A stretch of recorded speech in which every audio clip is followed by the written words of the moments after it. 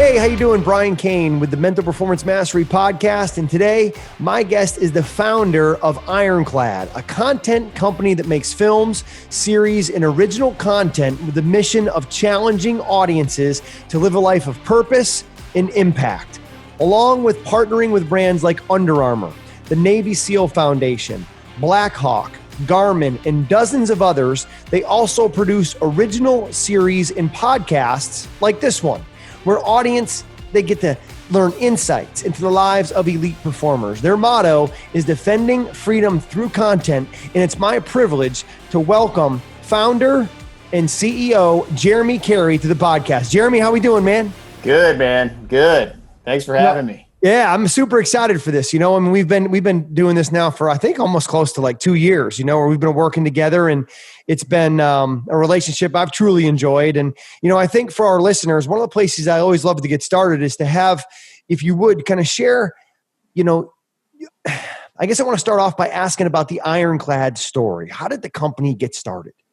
Yeah, well, we got started, it started with just kind of just a dream. When I first got out of, even in high school, I was doing action sports videos and skate videos, and we did iron-on T-shirts to promote it. And the iron-on T-shirts started selling like crazy. And it was right when social media started kicking off. And so MySpace started picking up. And next thing I know, I'm 16 years old. And we're doing these silly skate videos, but yet these people are buying T-shirts. So then we put the money back into netted hats, and netted hats started taking off. And it was right around the time where Pharrell started wearing his netted hat, and Pharrell's from Virginia Beach. So next thing I know, we're blowing up, and I'm like, people are buying our clothes. They're not watching our video. Our video was a VHS, by the way. It was 2 VCRs, play, record, play, record, play, record. And the video was nothing. It was just the thing that started us doing these things. So it evolves into a clothing line, and it starts getting picked up in these skate shops all around the area. And I fell in love with just creating, going from creating content to just creating business and doing these things. And that was at a young age. I learned a lot of valuable lessons. And then I went to film school. I came back, and I wanted to do more videos to promote events, skate events, surf events, these types of things. But one thing led to another, and I fell back in love with creating content. And at this point, digital media was just coming along, and I kind of closed down the business. I sold off everything and started Ironclad. And now we're where we are today. It started with action sports and evolved into outdoor, evolved into tactical, evolved into adventure, travel, all these other things.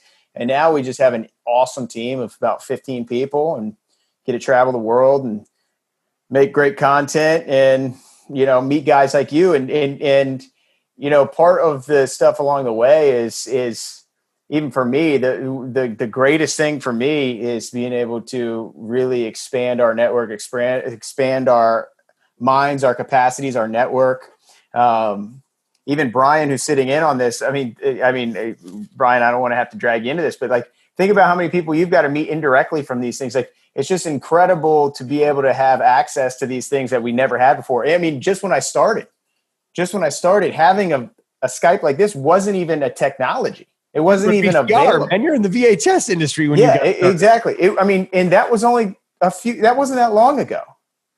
What's at our fingertips right now is crazy. And I heard about your name on a podcast. I heard George St. Pierre bring you up, and I was literally like, I'm going to call him. I just called you, and then I half-assed it for like a year and didn't do anything, and then I called you back, and we ended up working together. It's been a year and a half or something like that. It's crazy. Yeah, and we'll kind of dive in. We'll dive into some of that work that we've done together, because I think it's really important that our listeners get to hear from, different high-level performers in different industries, and on the Brian Kane Mental Performance Podcast, we've had Big East all-time leading scorer in college basketball, Marcus Howard, who's going to be an NBA draft pick. We've had Cortland Sutton, who's an all-pro wide receiver with the Denver Broncos. We've had Megan Henry, who's training to be an Olympic skeleton athlete coming up here in 2021. We've had UFC world champions and Hall of Famers, Rich Franklin and Vitor Belfort. We've had, tie down calf roping world champion, Deneen Taylor. We've had one of the top female bowlers on the planet, Missy Parkin, and Bobby Witt, who's the second overall pick in the Major League Baseball draft in 2019, and an 18-year-old who's handed a $7.5 million signing bonus. So when we look at these elite performers, I don't think it matters if it's male, female, if it's baseball, MMA fighting, if it's corporate world, if it's film development, if it's restaurant or entrepreneurship. There's certain common characteristics that make those people elite that I want to get into. And, I think we'll get there, but, how has what you've seen in Ironclad in your industry, how has it evolved over the years? You kind of just started to go down that path from VHS to doing Zoom calls now, but how have you seen it evolve, not only from maybe a technology standpoint, but from like a mindset standpoint and how you have to keep up with everything? Yeah, well, I think that you see this in any industry. Anyone who's like a really great at one thing has to exercise a lot of other disciplines in order to get to where they are. And I think that once you get to a certain level, an elite level, whether it's a filmmaking, athletics, whatever that is, I think that you have to have, we call it like iron sharpens iron, but we also say that, a serration on a blade, and every other discipline, this blade right here, you see all those little serrations. It's like every time that you learn another discipline or you get that much easier to work with or learn cash flow management or learn how to fine tune your creative or invest in your team. And then this team member gets this much better than what you are. And then that team member gets, and you're multiplying these things. I think the evolution has come, in technology, it's been insane and you want to utilize that. And it's also come in the way we communicate. It also has come in just training and even working with you, with the team, pushing ourselves as a team, access to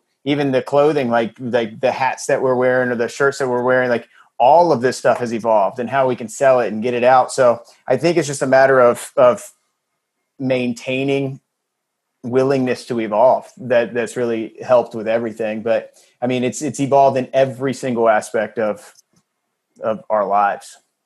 One of the things I think that's been really fun working with you and with Ironclad has been how even on the shirt that you're wearing right now, right? It's got the Ironclad and iron sharpens iron is one of the mottos that you use, and other mottos that have really, hit me, I think, and are important for you to dive into. Iron sharpens iron, defending freedom through content, for those built for more. Could you talk about those and kind of break those down for our listeners, maybe starting with iron sharpens iron? Yeah, I think iron sharpens iron is kind of what it means. It means it is like it's derived from this Bible verse. It says just as iron sharpens iron, so does one man sharpen another. So it's our duty to push each other and sharpen each other and be assets to one another. And we want to do that with our content. There's a lot of content out there, and it's junk food. And that's not to say we can't make fun stuff, laid back stuff, silly stuff, but we want to implement that mentality in everything we do, whether it's on a production or it's the way we do business or the way that we treat our contractors or anything that we do. We want to take the opportunities to sharpen someone. So if it is that person that's consuming our content, great. But if it's not, it's the person that we interacted with on set or we traveled beside or we interacted with at the airport. And, we really want to push that through everything. So our goal in defending freedom through content is not just freedom like you would think, but like freedom of your mind. And a lot of people are bound and chained by their mind and thoughts. They don't even realize what they're capable of, what's possible.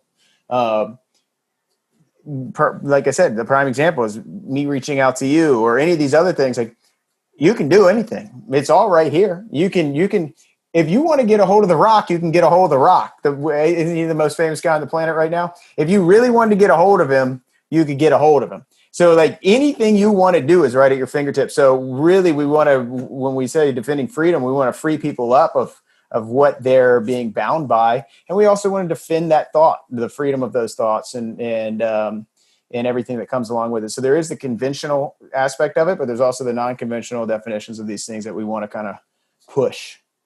You're talking about those built for more. And I think that ties right in with what we're speaking about, which is really growth mindset, which is realizing that the only thing we're limited by is the limits of our own thinking, and that you really can be, have, and do anything you want with enough time in enough strategy.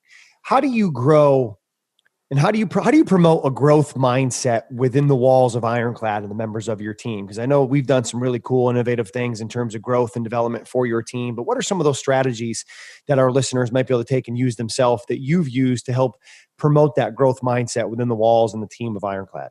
Yeah, I think that I try to do, and I fail every day. But I try to live by example. First and foremost, I try to expect big things of myself. I try to expect, I live with the life of discipline and live it myself, whether it's with the way I conduct myself or the way that what I expect from myself or my family. And then I try to open up those resources. My personal goal is to learn, live, and give, right? And inspire others to live a life of impact. So in order to do that, I have to learn it, then I have to live it. And then I want to give it away, and I want to give it to the team, and I want to give them access to the training, access to the time, access to whatever it may be. And, we tell everybody is where you want to be here is 100% up to you. Where you are at Ironclad is up to you. And if you push for it, we will do it. And it's just a matter of pushing for it and getting in front of it. So we really just want to give opportunity and live by example. And that's been the big thing for me. I know you've said that in the past, content is a drug. And I think there's so much content that's out there now. And even with, the challenging times in our country, like you turn on the news and you go from one channel to the next and you're going to hear completely contradictory information, right? I mean, it's just, we live in a world where content is at your fingertips. There's no shortage of it. There's social media, there's news media, there's print media, there's everything, there's podcasts. And, sometimes it's hard, I think, to filter through like what's science, what's true, what's real. And people often will go and get the drug that they're looking for to validate what it is that they want to hear. And, I'm interested to hear that about Ironclad's approach to content and how it's different than some of the toxic things that a lot of modern content is bringing into people's lives. Could you expand on that a little bit about content as a drug and how Ironclad's approach is different? Yeah, I think it's easy to identify drugs and identify, the number one drug I always do say is content, because it's easy to say like these ones that are on the market, these prescriptions or food or any of these other things where there's an invisible thing and mental wellness. And I think it's just so easy to absorb it. And it's so easy it's everywhere. I mean, you go to sit at a restaurant, there's 20 screens on the thing. The average person opens up Instagram 35 times a day. I think the average person watches 5 hours of TV a day.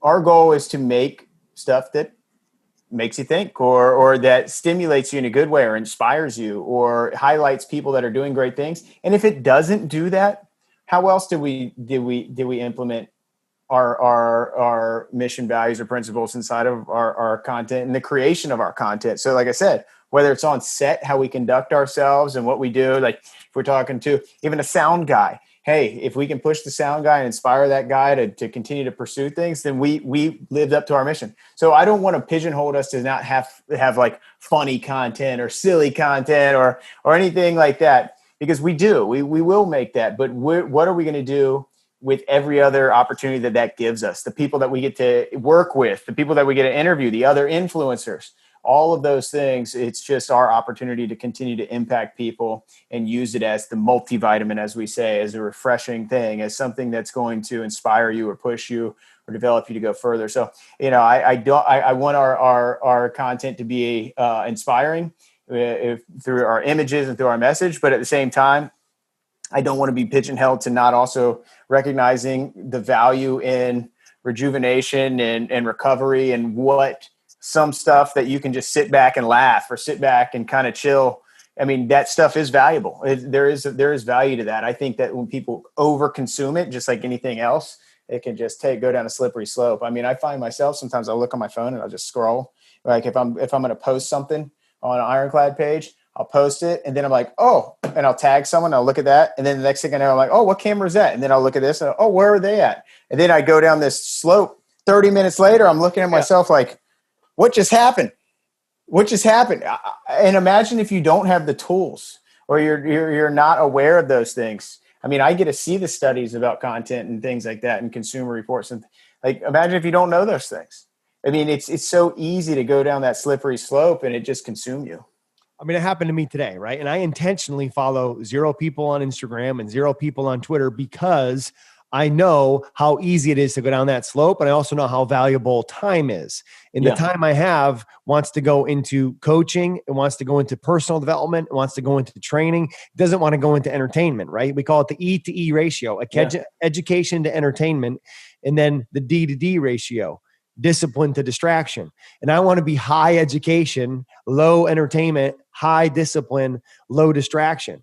And just today I'm sitting there and it was like 15 minutes and I go, what are you doing? And I intentionally safeguard against those things and I still get hooked. So, it's so easy to get hooked, especially when people are turning out tremendous content like you guys are. But that content I look at is it's not as much entertainment as it is education. Like you look and you're doing such great work. And to me, it's education about look at all the beautiful places that are out there I didn't even know existed. Look at the limits that people are pushing themselves to with some of the Navy SEAL work and stuff that you've done. That I look at that. And to me, that's education around there's more limits out there, and I think the thing that's been really cool with Ironclad is, along with partnering with some really badass and cool brands, you guys have reached out or branched out into more kind of producing original content similar to this podcast and Ashley Horner's podcast.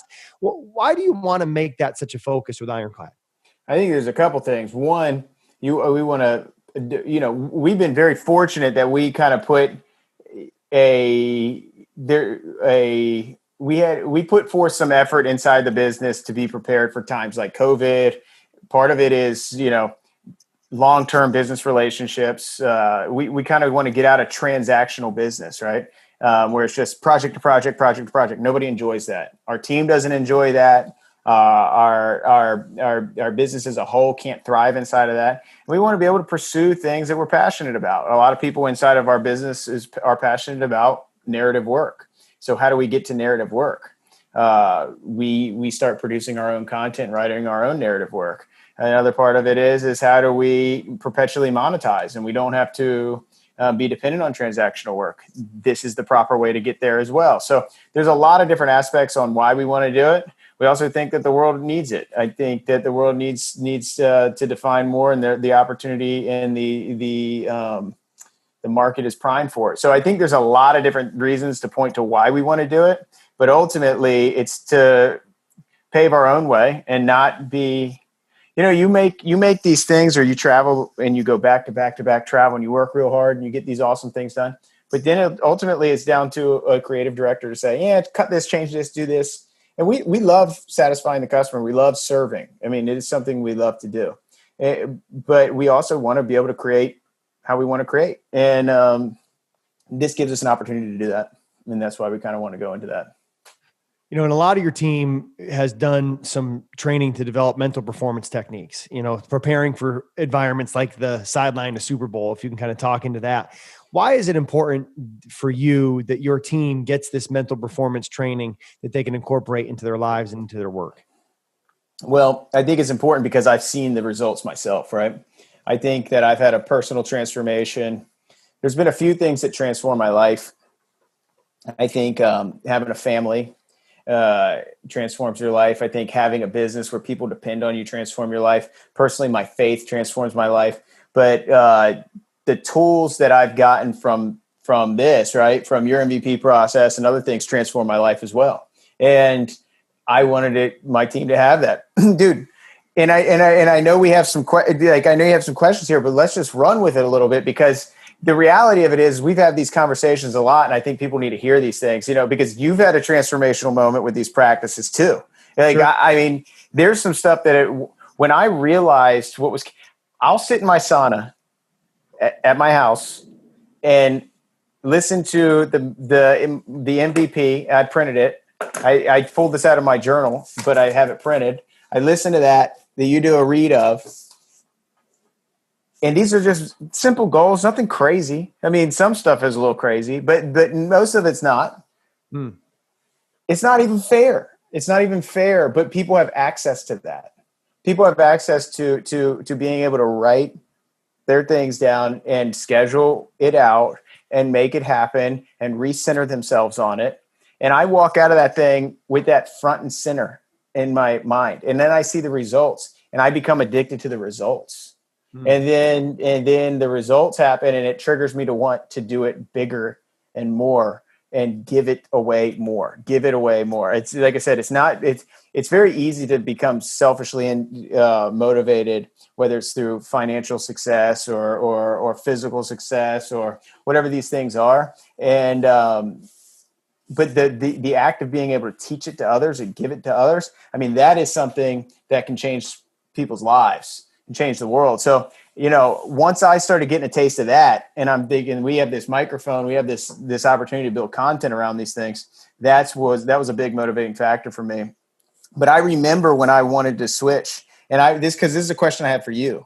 Yeah. Because I remember when I wanted to switch the way I lived. I remember I met someone and I saw, I knew what kind of woman I wanted when I first started getting my act together. I knew what kind of woman I wanted. I knew, man, I got to be the right kind of dude in order to get with someone like I have for my wife, right? I knew that I wanted to be disciplined and I wanted to be sharp and I wanted to be someone that she would desire. And that was a motivational factor for me. And then I started realizing, wow, I can really operate at a higher level. I can be a better person. I can make more of an impact when I do these things.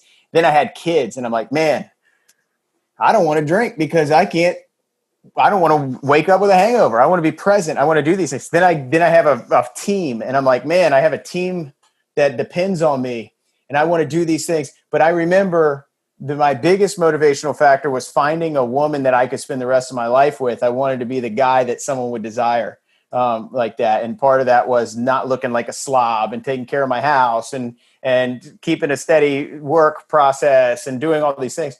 What was it that kicked you off? Because you live a unique life. You live a very unique life. I mean, a lot of it was fear, to be honest with you. I think fear of letting other people down. Like you talked about, you have a team that you don't want to let down. So you do certain things and avoid certain other things because you don't want to let them down. And I think the fear of like knowing when I get done with this, when we finish this interview, I'm going for a 90-minute run because in 4 weeks I'm doing an Ironman and I am afraid that if I don't finish that, then that's the guy I have to look at in the mirror for the next, however many days until I get to do another one, because I know that I can do it if I stick to the process. And to me, the fear is that the process gets broken because I get lazy, because I don't get disciplined. And then I'm not living what I'm teaching. And I think that's my biggest fear, is that you come across as an imposter, that you're not living what it is you're doing. And then genuinely people will smell that, they will see that, and they won't be into what it is that you're coaching, and then you're a fraud. And I see there's so many people that are out there that say one thing but live another way. It's like the fat doctor or the poor financial planner, right? Are you going to work with a mental performance coach who's living it, or someone who's giving it to you from a textbook? So for me, it's that fear of letting people down, of not being good enough to be able to serve other people and do what I want to do to live the life that I want to live. And I think the other piece is also carrying the torch, right? I mean, we've all had mentors and we've all had people that have invested in us so that we can then take that gift and invest it into others. And for me, Ken Ravizza, who was my mentor of sports psychology at Cal State Fullerton, I have his face tattooed on my heart. He was the first guy I called when my wife said yes, when I proposed to her. He was the guy I asked to be the best man at my wedding, and he passed away July 8th, 2018.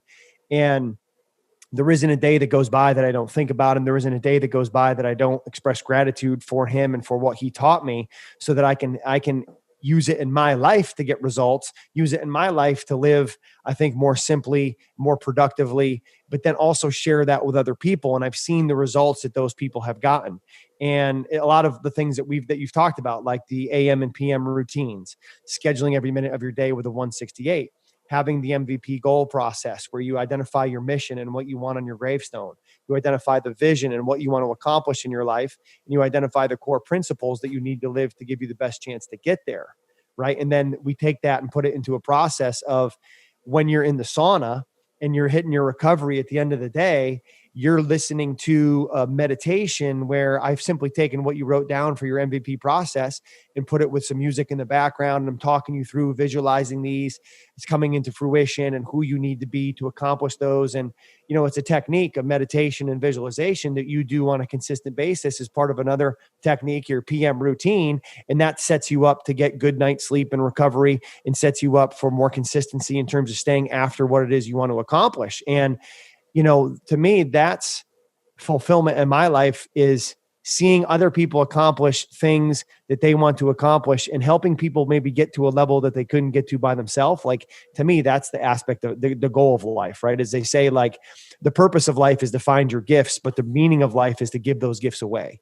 And that's kind of what my purpose is to try to give those gifts away to other people so that they can then take those and instill them in their lives and get results that maybe they couldn't get to on their own. And that's why I was so fired up when you were like, hey, have you thought about doing a podcast? Let's do a Brian Kane Ironclad podcast. I'm like, sign me up, man, because I know the quality of the work that you guys do and the quality of what it is that we're doing from a mental performance standpoint, that if this podcast can get that into the hearts and the minds and the lives of other people, then they're going to close that gap from where they are to where they want to be. And I think that's something that I wanted to come back to you, Jeremy, is what are some of those principles that you use? Like, can you dive a little bit deeper into maybe your AM routine and your PM routine and things that you do from a mental performance standpoint that you feel like keep you sharp and keep you elite? Yeah, absolutely. And I will say, it hinges on my AM and PM routine. No matter how much travel, no matter how long the days are, no matter what's going on, it's hinged on my AM and PM that keep me tight. Right. The other things are great. And the other practices that I do are great. But like that AM PM is huge for me. So my AM is very simple. My PM is quite more complex. For me, I'm a night guy. Right. So, at night, if I don't shut down properly, I won't shut down. I won't. So my head's going to keep going. I'm going to be thinking about this. Did I do that? Did I do this? Did I do that? How do I react to this situation? What do I need to prep for tomorrow? Am I ready for this? Am I ready for that? So really mine is about PM, right? My AM is simple and I'll go through that, but really my PM is huge. It goes from simple as the bathroom routine to taking my vitamins, doing a couple push-ups at the end of the day. And then I start my reading. Thomas Jefferson said that he reads 30 minutes of something moral every night. And that's a big deal for me. So I do my bathroom stuff. I do my push-ups, eat my vitamins. Then I sit there, do my way of life. So I audit my day. What did I do that day? Go Everything. through way of life for us. What is that? How do you use that? So my way of life is basically the app is where you have everything. You have everything that you do and you go through it. And you see I have some red on this. It's just Tuesday, so I'll audit again tomorrow. Or tonight. It's a success checklist, right? It's essentially, I'll hold up mine here. It's essentially a success checklist that says, here's my intentions for the day. Maybe you hold yours up there too. Maybe we'll get a Way of Life sponsorship going, hey, Way of Life, we are promoting your product, baby, because we think it's tremendous. Because it's a success checklist that says, here's my intentions. And if I can get myself to execute on my intentions, I'm going to get the results that I want. So maybe you can dive a little bit into how you use this, when you use this, and what benefit it's been for you. Yeah. So at the end of the day, I'm going to burn through this real quick. So at the end of the day, I open up my way of life. Once I get into bed, this is the first thing I do in the bed. I go and I audit. Did I send a thoughtful text? Did I journal? Did I wake up with the time I said? Did I do my AM routine, track weight, daily vitamins, daily prayer, calm meditation, success hotline, daily stoic, follow? Did I follow my 168? Did I get my kid time in, my sauna time in, my workout, my family projects, my PM routine? Did I read the Bible? Did I get lights out at the time I said I was? Did I do a philosopher's note? And then I do my deficiencies as a leader. Did I fail to give proper recognition? Did I fail to express gratitude? And did I add too much value? And that's a big one. And then I track my date nights every week. So I do all of it, right? And I track it all and I see the red. And it also allows me to do something, pick up, like, let's say it was the daily stoic. If after that, I do the daily stoic read, and then I read the Bible. Then I'm good to go. Right. So after I do my PM routine is essentially bathroom, lay my clothes out, take the vitamins, do the push-ups, get in bed, do this, and then I'll make a checklist for the day. So any lingering thoughts that are in my head, I'll knock out a checklist for tomorrow. Like anything, whatever it is, whether it's something like, oh, I forgot to send that email, or, oh, I got to get this straight. Any of those things, I dump it out of my brain right there. Then I read the daily stoic, I read the Bible. Then I can close my head. I went to neutral. If I don't do all that, I can't. And I never could before. I just didn't have the tools to really kind of shut it off. So that's a shutdown routine. And for people listening to this, they might be going, holy cow, that's a lot. He just ran through that. He does all that at night. But for you, does it seem like a lot, or is that's normal for you? Well, I'm auditing all that, right? So, I mean, I'm auditing all those things through way of life, but I guess, the bathroom, the push-ups, the layout of the clothes, like all those things, it does see, I could see that it could seem like a lot. It does seem like a lot when I'm exhausted, but I know the value of it. Right. So if I don't, once again, it's like if you eat garbage, if you eat a bunch of garbage, you know what's going to happen. You know how you're going to feel. So, it does seem like a lot sometimes when I'm really tired or when I don't feel like doing it, but I still do it. I mean, there's times where I don't do it, but I pretty much do it every night. And it's a good shutdown to the day. And I think that's one thing that I hear from a lot of my clients is that they have a difficult time shutting down at the end of the day, whether it's Division I college athletic coaches, whether it's high level functioning entrepreneurs, whether it's professional athletes. They have a difficult time shutting down at the end of the day. And I'll ask them and say, well, tell me about your shutdown routine. And they'll be like, what do you mean? And you just gave it to them. You just gave to them a shutdown routine. And, for me, it's about an hour before I try to have all my food done. Let's say my go to bed time is 8 o'clock. I try to have all my food down by 6 p.m., 2 hours before 8. I want to have my blue light blocker glasses on, right? As I whip these bad boys out, I want to have the blue light blocker glasses on 1 hour before I get in the rack so that I'm not keeping myself up and keeping stimulated. I want to try to get in a sauna. I want to do some stretching. I want to hit my PM vitamins, which are literally next to my toothbrush. I have an old toolbox case I got at Home Depot, right? It almost looks like a little tackle box. And I label where all my vitamins go, and I put it next to my toothbrush. So the trigger, if we understand habits, right? Trigger, routine, and there's a reward. The trigger is when I brush my teeth. The routine is take my AM vitamins. The reward is I know I'm going to take them. The same in the PM. When I brush my teeth at night, that's the trigger to take my PM vitamins. And the reward is I know I'm going to take them. So when you understand about habit creation and habit breaking, that allows you to, I think, be more consistent in what you're doing and shutting down. And just like you said, the PM routine is the most important. I would echo that same thing. But why, Jeremy, for you is the PM routine the most important? Well, as I get older, I need more sleep, first off. But that's a big one. But also, it just allows me to clear to neutral, clear my head, and my head processes better at night, right? I've had the whole day to kind of run through things. I can check lists off. I can do these things. And then in the morning, I'm not behind the 8 ball. I don't like being behind the 8 ball. I don't like scrambling in the morning. I like being able to do my simple AM routine and get back in the fight. I don't like, what else do I have to do? What did I do? Auditing things and doing this and doing that. Like, I just don't like doing it. So it sets me up for success the next day. As simple as laying out my clothes. That's a big deal to me. It seems simple, but like it takes no time to do.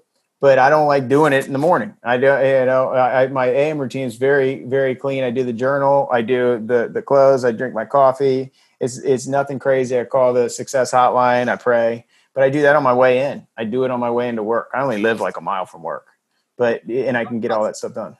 Talk about Success Hotline and Daily Stoic. Those are two things that I try to get every client I work with to use those because I've seen so much benefit for them in my life. How have you used those and what benefit have you seen from Success Hotline and the Daily Stoic? Yeah, I think Daily Stoic first was like, I don't know if I feel it. I don't know if I want to read. I hate reading. I'm a terrible reader. I have to read out loud when I read. It's so easy to read it. And oftentimes it's very practical advice from the great Stoics. So I really have become a lover of the Daily Stoic. And like I said, I do that at night. So it's something I can think about as I close my eyes. I do that prior to Bible. It's always something really cool. It's a good thought-provoking thing, and you can make notes in it. The Success Hotline has been a game changer for me in general. It's a part of my AM routine. I call it every single morning, and it's what it allows me to kind of hear someone who's enthusiastic in the morning, kind of spark things off for the day to come. And it's real, I can really apply it. And like I said, hearing it is a big deal for me. I'm not a good reader. I do read, but I don't read well. And so getting to listen to someone who's enthusiastic in the morning and give these great life lessons. And once again, you sold me on all the AM, PM, this, call this, do this. And it took me a while to kind of get the understanding of it, but there was one message that he did. It was on Easter. It was about this little girl. It was right when I had my daughter. And it was about this little girl, and her brother got in a car accident, and if she found out she had to give blood and to him, and she gave him blood, and then she asked Daddy, when do I go to heaven or something. Basically, she gave it selflessly, thinking she was going to die. Hearing that, having a little girl, it spoke to me heavily. And then ever since then, I've just been listening. I've been listening. And it's a game changer for me. It really is. Success Hotline. I do it before every production. I do it in the morning before everything. You know, that's one of my favorite stories that you shared from Success Hotline and Dr. Rob Gilbert. I know that Ironclad has, now been producing the Success Hotline podcast, which has been tremendous because Success Hotline with Dr. Rob Gilbert, who's a professor of sports psychology at Montclair State in New Jersey since January 22nd, 1992. He's been leaving a 3-minute message on an answering machine that you just call and listen. And now you're able to take those messages, put them into the Success Hotline podcast where people can hear them anytime, anywhere. And you're bringing that into I don't even know if we're still in the 21st century. We're bringing it into today, right? Yeah. Where people can listen to previous messages and you don't have to call every day. So that's been huge. What have been some of the key principles you think that maybe one or a few of those that you've taken from Success Hotline? Yeah, I think hearing a guy like Dr. Gilbert talk about, his choice to be enthusiastic is big. And he preaches that a lot, but you also see it every day. He chooses that. And his passion for teaching is something he talks about, but he also preaches it. And he also proves that it's a mindset that connects people together. It's not like he is from up north. He's a professor.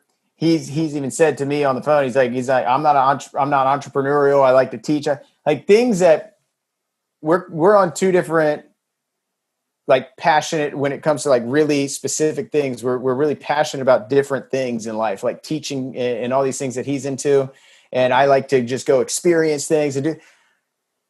But his mindset and his love for growth and his love for sharing that growth and his decisions to live to this standard. I mean, those things are contagious, and I respect him so much. And I have just been able to absorb so much from him. And like you said, it kind of is like the person lives it, right? And he lives it.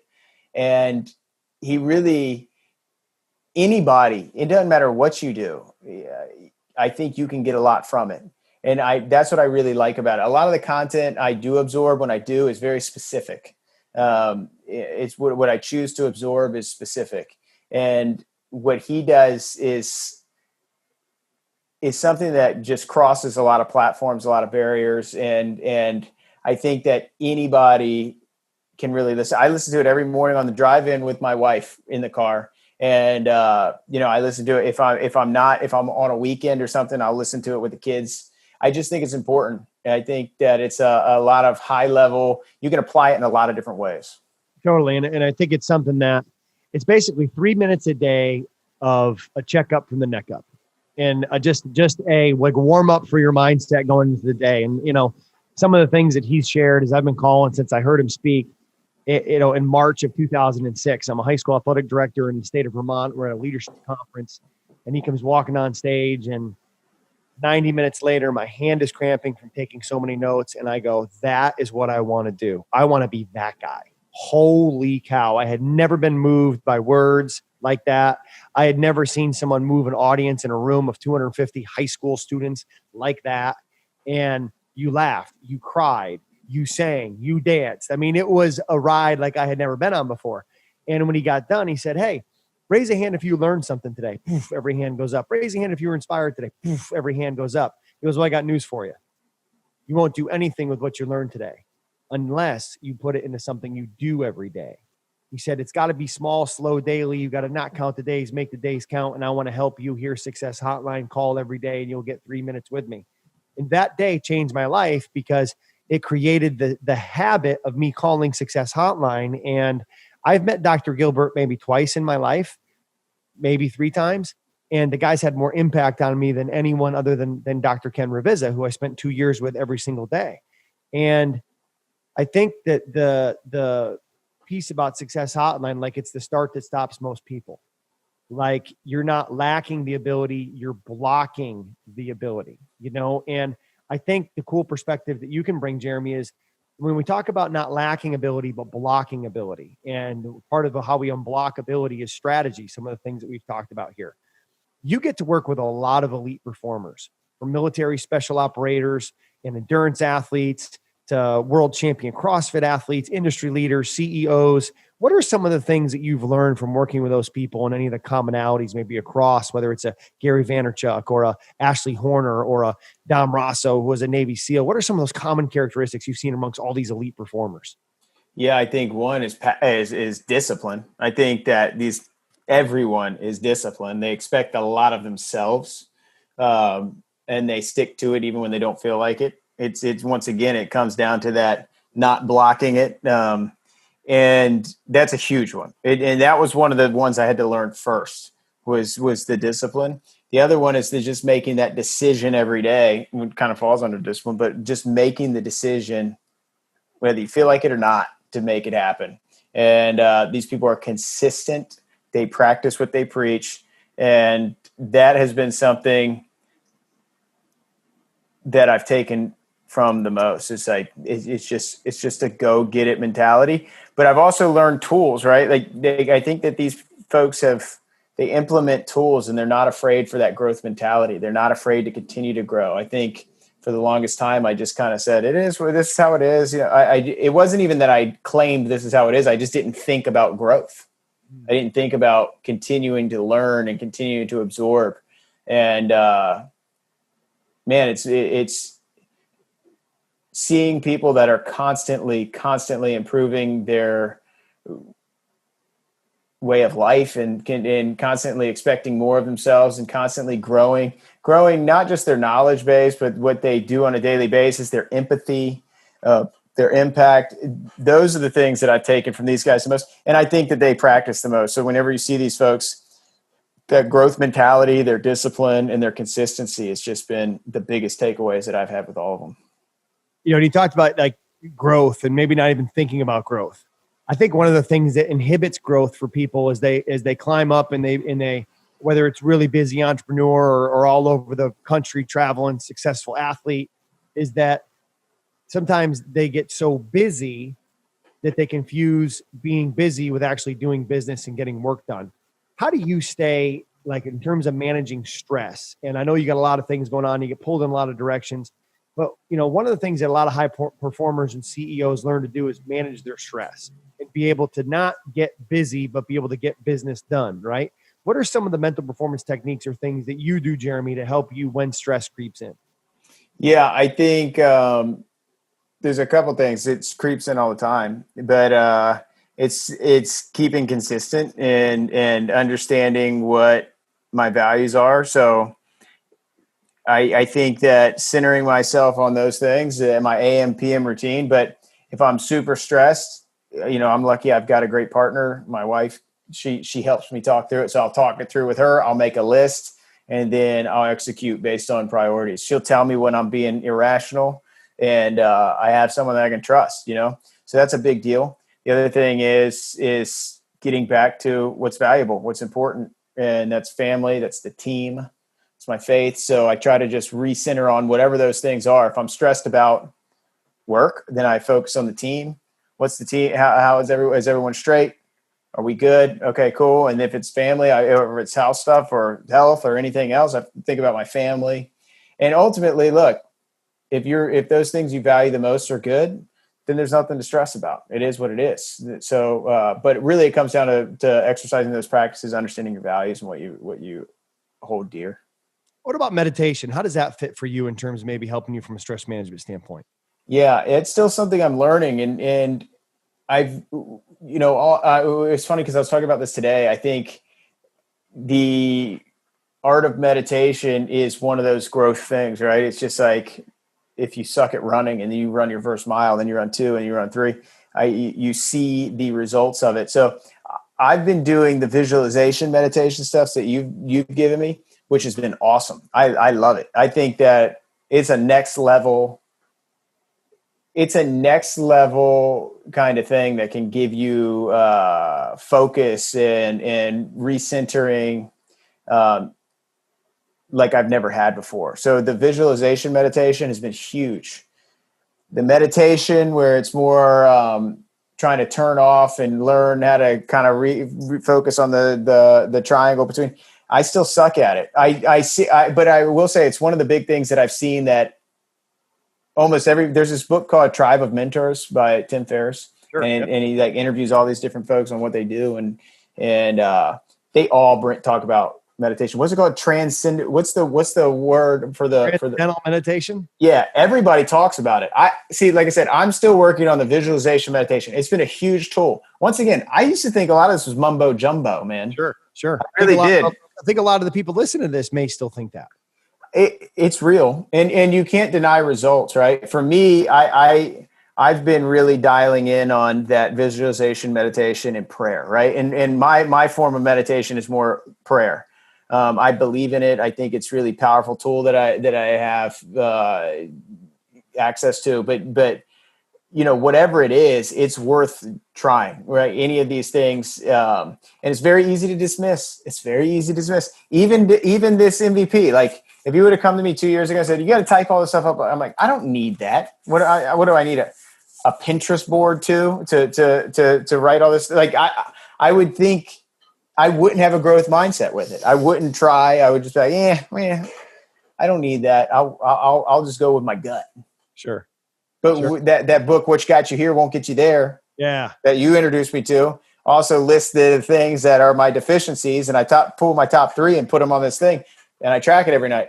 But let's go there for a second because this is, I think, when you talk about the growth process, okay, as we work together in a one-on-one coaching capacity, one of the books I recommended that you check out was What Got You Here Won't Get You There by Marshall Goldsmith. It's about the habits that we have as leaders that allow us to get to a certain level. But then if we don't check and address those habits, it's going to stunt our growth. It's kind of like the Peter principle, right? You'll rise to the level of your incompetence and you'll keep getting promoted and keep getting promoted and keep getting promoted until you're promoted to a level where you're no longer competent. And that's what stunts the growth of an organization is that Peter principle, or going through and saying, okay, well, I'm successful because I do this. Well, what you do, these habits may get you to a certain level, but they might then stunt your growth and keep you from continuing to go. So you went through and identified 3 behaviors or 3 habits that you said, these are behaviors that help me get to where I am. But now in my role with Ironclad, these are going to stunt the growth of myself and our company. I need to check myself against these and I use my way of life. So would you talk about what those 3 habits are and then how you work to mitigate and kind of manage those habits within your behavior? Yeah, I think so these are the 3 that I identified out of those 20. It was failing to give proper recognition, failure to express gratitude, and adding too much value. So I'll give a practical example of all of them, but failing to give proper recognition when it's a small team, as we grow, it becomes a bigger team. You just get head down. It's like, yeah, cool. We done it as a team. Go. And that is something as you grow, it's not something that I ever think about. Like, yeah, that's your job. Let's keep going. And that's not people need to hear that. I need to recognize people, especially in a team environment, that people are achieving great things and doing good things. And it was something that I would just brush past. And I would also do the same thing with gratitude. Like, let's keep moving. It wasn't that I wasn't grateful. It's just that I didn't feel like I needed to. I just never acknowledged the fact that I should even do it. Right. Like, and you need, just exercising gratitude is huge. It's been a huge part of my aim routine and my journaling and everything else, but that's been big. So those 2 I would just brush under the rug. And then the other one was adding too much value. What got you here won't get you there. Right. And adding too much value is me chiming in to get these things done. When it was a small team and it was build, I was part of my hard charge mentality of just, let's get it done. This is how we'll do it. Blah, blah, blah, blah, blah, blah, blah. Yeah. Think about this. Yeah. Go here. that was what got us to a certain level. But as you want to build leaders inside the organization, you're either going to you're either going to halt growth by they're going to be waiting for you to stomp on their idea, or be dependent on you. Like, well, wait to see what he says, because I don't know, because you're not creating people to create their own ideas. So that was a big one for me. And adding too much value. Like, I thought I was being an asset, but really I was halting growth or stomping on ideas. And that was the one I wanted to nip in the butt the hard. The other ones were pretty easy for me to kind of fix, but that one still to this day, I still work on. So adding too much value is a big one, but I see why it got us to a certain place. But once you expand and you need to build those leadership positions, you can't do that. So even though it's different than the way I would do it, doesn't mean it's the wrong way. In fact, it's probably better. Yeah, it's, and speaking of the book, What Got You Here Won't Get You There, we've mentioned that. We've mentioned the Daily Stoic. You've talked about how you invest with the Bible. What are some of the best books that you've read, Jeremy, that you feel like people listening to this that are looking for that growth to get them to that next level? What would be some of the best books you'd recommend? Yeah. I mean, once again, I'm a terrible reader, right? So I like to read. I like to do things that I can read in chunks. So, for instance, the Daily Stoic. It's very easy to read in chunks. But Tribe of Mentors was huge for me. That book was easy. It's very easy to suck those things in. You can pick out someone you respect, someone you like, and read how they do it. It's 2.5 pages a person. Sometimes it's 1 page a person, but it's good. You'll find yourself reading 10, 20 of them at a time. So that one was a big one for me, because once again, I can get it in bites.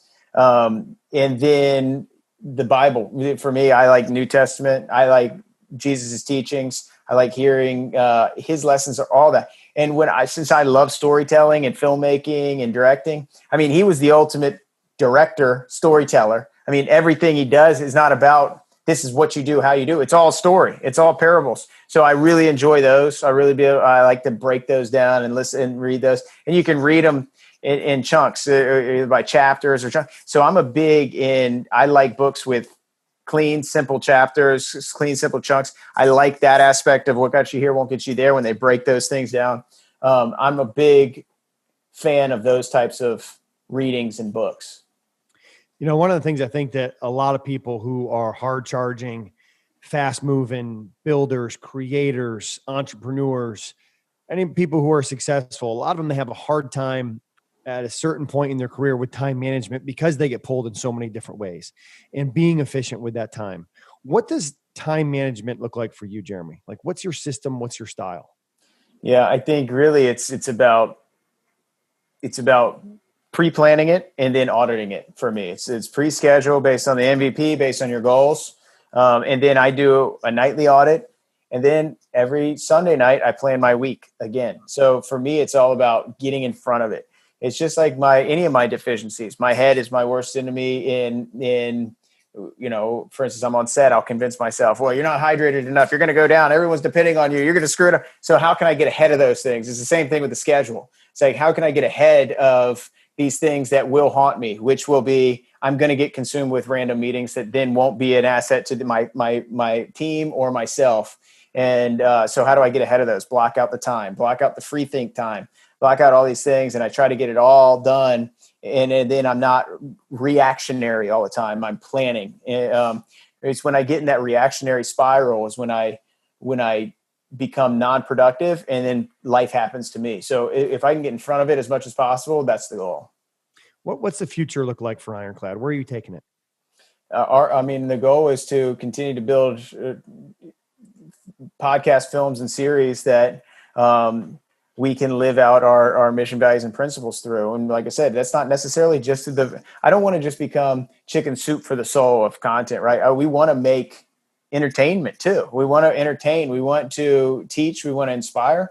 And like I said, we want to do that through every interaction possible, right? So we want to create sustainable content that we can perpetually monetize and build long-term health and wealth for our team. And that's the goal. So on an outward standpoint, that it means that we're going to create a network of content that you consume and get consistent output from us with incredible stuff. from an inward perspective, it's taking care of our team, allowing them to pursue their dreams and their passions, letting them be the writer of their own book. And that's the goal with Ironclad for us. Love it. Jeremy, last question. First, I just want to say thank you for bringing back the Brian Cain Mental Performance Mastery podcast. I know how, as someone who was doing it by myself for so long, it's extremely difficult to record, to edit, to make it look and sound good with all the after effects and production and then post it and all that. And you guys have been a godsend literally for me and for mental performance in the field, because I'm able to sit down and interview people and have conversation like this with high level performers and people who are using the mental performance mastery system. And then once the interview is done, it magically appears in the podcast. You guys take it and make it all happen, and all the behind the work scenes and all the behind the scenes work that goes into that to make that content so good for our listeners has been tremendous. And I just can't thank you and your team enough at Ironclad for making that happen. And it's truly an honor to be able to represent and team with you guys to make that. Jeremy, the last question I have for you, if you could remove the skull cap of all the people listening to this interview, this podcast, and you could plant one seed of success, and that seed of success would germinate inside of their head and it would come into fruition, and they would take it and they would use it. It would become a part of them. What would that one seed of success be?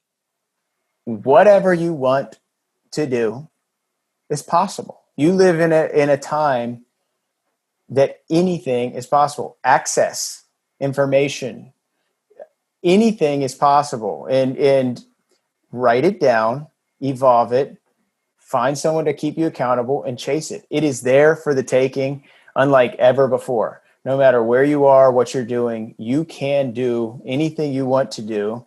And once you tap into that knowledge, once you really understand that you can do that, you're unstoppable. You're unstoppable. But it's just a matter of focusing and get it done. It is possible. And if you take the word impossible and you write it down and you put a apostrophe between the M and the P of impossible, it becomes I'm possible. And that's exactly what you're saying. It's possible with coaching. It's possible with strategy. It's possible with the discipline that it takes to be able to bring the consistency of behavior that you need to have and do anything that you want. Jeremy, can't thank you enough for joining us here. And for our listeners, please be sure to follow Ironclad on Instagram at This Is Ironclad. Again, on Instagram at This Is Ironclad. Jeremy, thank you for coming on today, my friend. Hey, man, thanks for everything. Hey, and one more thing. Yeah, let's go. Practicing the things I suck at, gratitude, recognition, and adding too much value to the gratitude and recognition. First, thank you for having me.